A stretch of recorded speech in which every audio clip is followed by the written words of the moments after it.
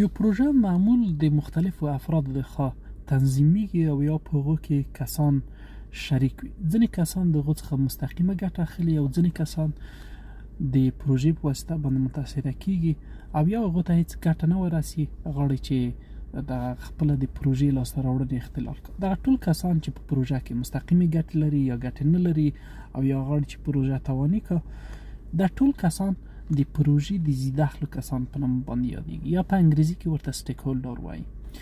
سټیک هولډران چې دي ځینې هغه کسان دي لکه د پروژې مدیر، سټیرینګ کمیټي او هغه بینفیشري، دا د پروژې ډېر مهم کسان دي. علاوه د څوک چې تا ته فند درکوي دا ډېر ارزښت لري. ځینې کسان غواړي چې د تا کارونه تنها نظارت کړي لکه دولت، او ځینې کسان غواړي چې هغه د پروژې نه برون د تا کارونه وګوري چې څومره ښه په مخ ځي او څومره ښه په مخ نه ځي، لکه سیول سوسایټي.